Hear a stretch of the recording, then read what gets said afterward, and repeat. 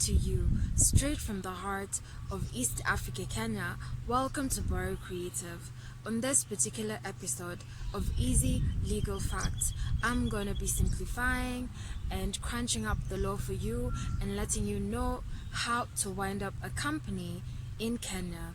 Or if you come from a common law country, because we share the same legal origin and history, you should stay tuned. This information will also be very helpful to law students who are preparing to do commercial law exams, company law exams, and also to anybody who's trying to, cut back on the cost or close down a company in order to start a home office or to start an online business.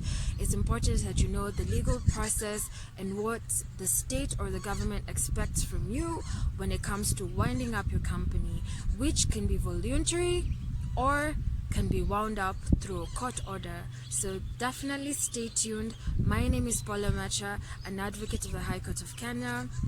Let's do this. In Kenya, the winding up process is mainly governed by the Companies Act 2015.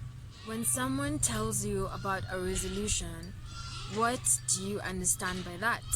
By common or layman's language, one might define resolution as a major decision or as a major agreement between several parties. But let's use decision. When it comes to winding up your company, there's three main ways in which you can do this. The first one is voluntary winding up your company when it is in a solvent state. The second one is voluntary winding up your company when it's in an insolvent state. And the third one is an order by the court of law for you to wind up your company. A company may be wound up voluntarily in these three scenarios. The first one is when the board of directors decide to make an ordinary resolution to wind up the company. Ordinary resolutions happen when, for example, in the Articles of Association, the articles stated that once this event happens, the purpose of the company comes to a close or comes to an end. Let me give you an example. For instance, someone started vaccination company, or for example, someone started a company that was charged to find a vaccine for corona in the Articles of Association, and the directors agreed that once the vaccine was found, the purpose of the company would end, it would come to a close. So that's an event. So in the Articles of Association, if it states that if this particular event happen, then the company will be wound up, then an ordinary resolution will be passed to say that the article stated that, if this event happens, then the company comes to close after this purpose is fulfilled. The other one under ordinary resolution is maybe a time lapse. So when I say time lapse is, for instance, you say that after 2022, this company was just for campaigns, and after the elections, it will cease to hold office, but it will cease to perform its functions because 2022 has come, the elections have been done, and the purpose of the company no longer exists. You guys, I hope you understand me. So ordinary resolutions are passed by the director to voluntarily wind up a company when the time has lapsed or an event has occurred, or in the Articles of Association it was prescribed that after a certain the company will be wound up. That is ordinary resolution. Then there is a special resolution. A special resolution is where the directors of a company have come together. The company doesn't have to be insolvent, it may still be solvent, have just come together and are like, maybe we're not feeling this vibe, or maybe this and this. We think it's time for us to wound up the company. Then they make a special resolution saying that we have decided to wind up this company because of this and this. Then there's the extraordinary resolution. When it comes to extraordinary resolution, this is where the directors of a company come together, and due to maybe bankruptcy, insolvency, or there's certain issues, there's an urgent matter that has come up that has maybe made the directors feel that the company can no longer run by itself, or they have a good reason. Most times it's because of bankruptcy, most times it's because of insolvency, most times it's because debts and liabilities are unable to be handled by the company. Then they make this extraordinary resolution because it's like an emergency, saying that, we think this is time to now wound up the company. Ordinary resolution, time and event. Special resolution, the directors decide and the members decide. The third is extraordinary resolution, where there's an issue of insolvency, or let me just refer to my notes and see liabilities, reason of its liabilities that it's advisable to wind up. So they've sat down, thought about it, and seen there's a crisis, so let's do an extraordinary resolution and wind up this company.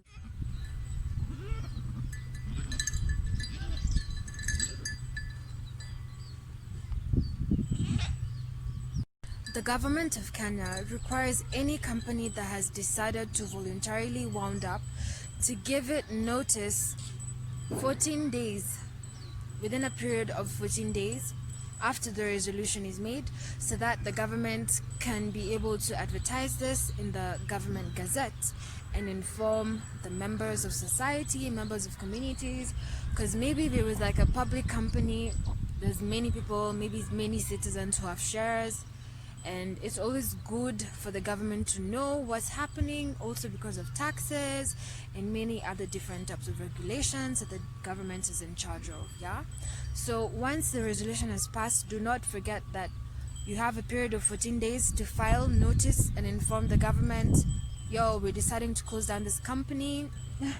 Because when you were starting it, you had to register at the company registry, so the government knew you registered. So even when you're closing down, you're given a 14-day period from the time you've made the resolution to inform the government, so that they can also print it out in the government notice, government gazette. The commencement of the winding up proceedings, commencement meaning the start of the winding up proceedings, are very important, just like bankruptcy. What the government looks at is that resolution. So that special resolution, ordinary resolution, extraordinary resolution is very important, because even when assuming you don't follow the other procedures and it goes to court, or assuming you follow the other procedures but you never notify the government of the resolution, and you don't take the resolution rules or the decision making expectations from the act seriously, then your dissolution is going to be sort of null and void, because you didn't, from the start, from the commencement, you did not inform the government and you did not take the resolution or the decision making process seriously. Okay? Declaration of solvency, that's what we're going to talk about now or next. So declaration of solvency is where now you declare you're actually able to pay your debts and liabilities, you're just closing down the company. I'm going to read you something from the act. So, declaration of solvency, where it is proposed to wind up a company voluntarily, the directors, or if more than two, the majority of them, may at a board meeting make a statutory declaration. Statutory declaration is a very important term you need to keep in your mind, and remember that they have inquired into the company's affairs and have formed the opinion that it will be able to pay its debts in full within a specified period not exceeding 12 months from the commencement of the winding up process, which we said is when the resolution is passed. Note that this statutory declaration, according to the Kenyan law, must be made within 5 weeks preceding the date of the passing of the resolution, and must contain a statement of assets and liabilities as at the latest practicable date. The declaration must also be delivered to the Registrar of Companies 15 days after the passing of the resolution. So basically, declaration of solvency is where you say, as I said earlier, you're good, but you need to close down your company. But of course, you have to let the government know through a statutory declaration. The forms, all of these things are in the act. And if you get a lawyer, they'll do this for you. It's pretty easy, pretty basic. But it's not basic for everybody. Yeah, because not everybody is a lawyer. But for a lawyer, it's pretty basic. I hope you've understood this. If there's any students watching, if you have further questions about the statutory declaration form, you can just comment below. I can send it to you, or I can refer you to further information. This is not me advertising, okay? This is not me advertising online for legal services. But of course, if you need a lawyer, you know where to find me. Here in the farm in Naivasha. Next, as I said, the statutory declaration is very important.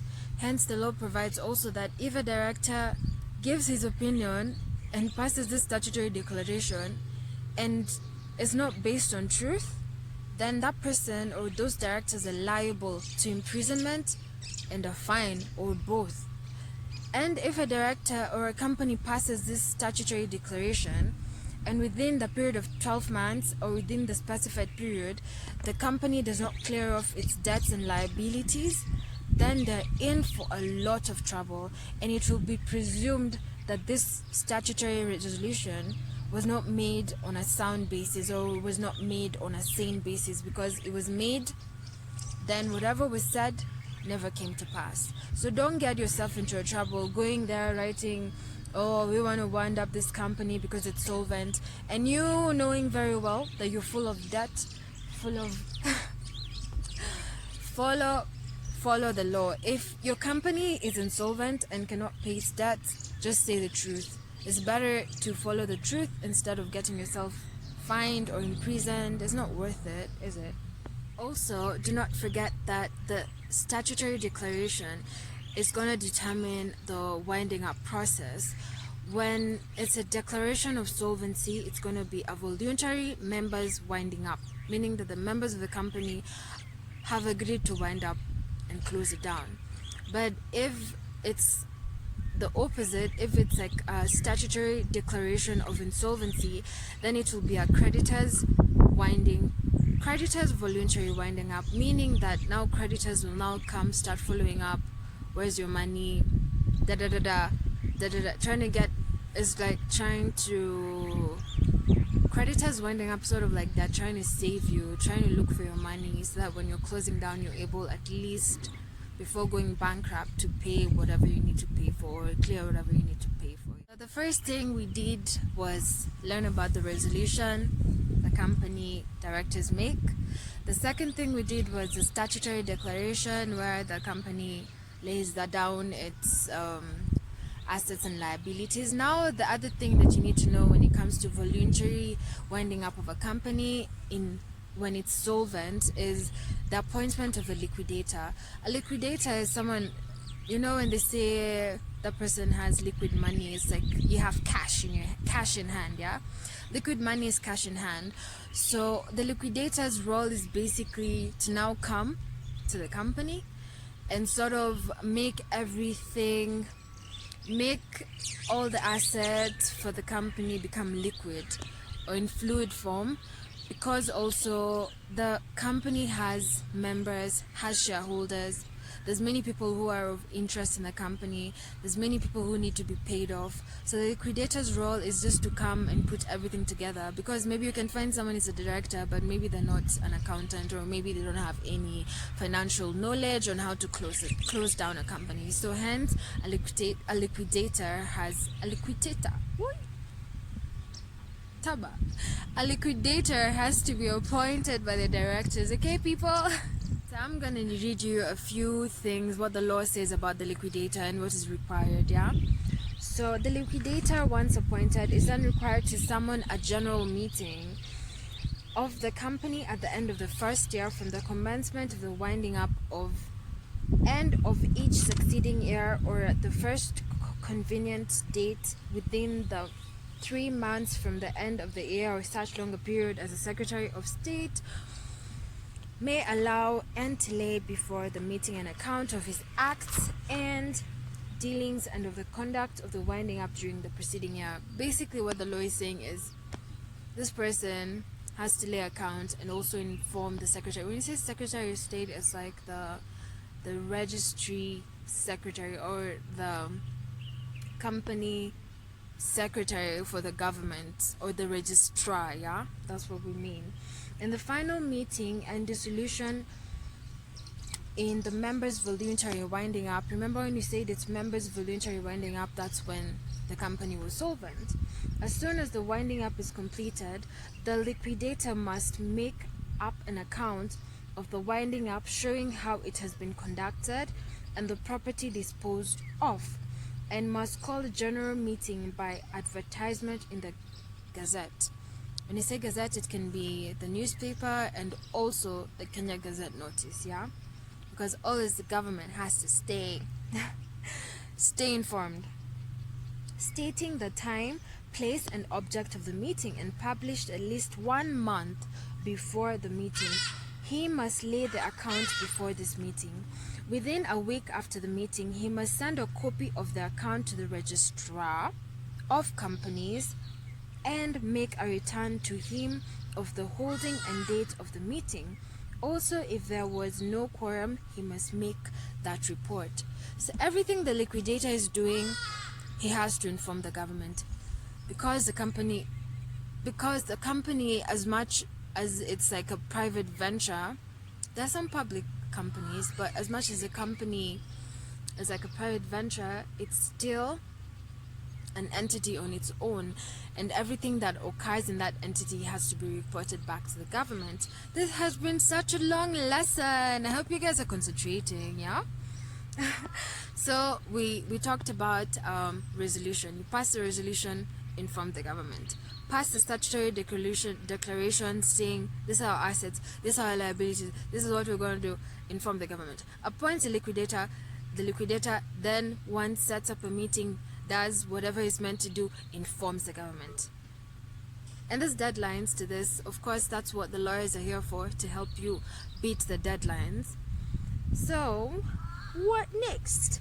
The registrar, once informed by the liquidator, will then publish in the Gazette the receipt by him of the return. The return is like the feedback in layman's language, yeah, of the return. The registrar, also on receiving the account and the return under the Act, must immediately register them on the expiration. I was saying, the registrar also, on receiving the account from the liquidator and return under the Act, must immediately register them, and on the expiration of 3 months from the registration of the return, the company is deemed to be dissolved. So after 3 months from the registration of the return from the liquidator, the company will be deemed dissolved. However,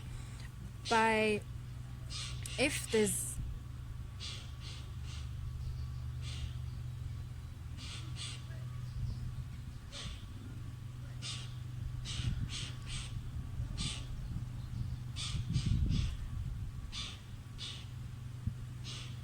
What was I saying? I was saying that someone may go to court preventing the registrar from announcing the dissolution of the company. This is when maybe one procedure was not followed, then now the snitch goes to court and then you get into trouble. So make sure every procedure, everything that you're meant to do is followed, okay? Okay, people? So, fam, you've done everything you need to do to voluntarily wind up a solvent company. These are the legal consequences of winding up. This is what you need to know. The first thing is the company ceases to carry on business except so far as it is required for its beneficial winding up. So any business that you're doing, if you're cooking food, whatever you're doing, selling shoes, it ceases, except for any business that needs to take place for the winding up process. The second thing is the company's corporate state and powers continue until dissolution. So you know how a company is like its own entity, its own person. It's like how they say in law that companies are recognized in law just like the way a human being has rights. A company is sort of like a human being. It's its own entity, corporate entity recognized by the government with its own rights and responsibilities. Then those rights and responsibilities will continue to last until the dissolution process is over. The third thing is any transfer of shares without the sanction of the liquidator and any alteration in the status of the members is void. When we say any transfer of shares or alteration to the status of the members is void until the sanction is done by the liquidator, this means that until the liquidator has finished whatever he needs to do, you're still a member of the company. And if you're removed as a member of a company, then that action is void. And transferring of shares is not meant to be done until the liquidator is done, okay? The fourth thing is the power of the directors ceases on appointment of a liquidator. Mr. Director, Mrs. Director, your powers cease. Once the liquidator gets into office, his work is now to shut down everything. So you can't go saying, oh, I'm a director. You say, oh, I'm a former director of this and this company, okay? So please note, if the company has passed the resolution for winding up, but no liquidator has yet to be appointed, the directors must not exercise their powers without the sanction of the court, except for the purpose of disposing of perishable goods and other goods, the value of which is likely to diminish if they are not immediately disposed of, and of doing all such other things as may be necessary for the protection of the company's assets. Meaning, if you have not yet appointed the liquidator, Mrs. Director, Mr. Director, you can sell things that are perishable, and you can only act by an order of court, yeah? Maybe the stuff you have that is gonna get rotten, and this is part of the assets of the company. Of course you have to dispose it, but of course you have to get permission from the court, because that's not your duty, it's a liquidator's duty. But in case you guys do this without going to court, you have to show cause. You have to show that it was emergency, or we had to sell this fish, otherwise da. I hope we're on the same page. I know it's been a long ass sorry, it's been a long lesson, but it's been so much fun. I'm gonna give you just the last nitty-gritties, and then we're gonna see each other in the next episode, where we're gonna be talking about the process of removing a liquidator, complaining about a liquidator, maybe you appoint a liquidator who's just stressing the hell out of you, and also we'll be seeing the entire process, what exactly the liquidator does. I hope all of you learned something important from this lesson. Don't forget to share, like, comment, and of course, if you have not subscribed to Very Creative, please subscribe. Thank you for your company, thank you for your time, thank you for your intelligence, and thank you for your concentration. Be blessed. See you soon in the next episode. Ta-ta.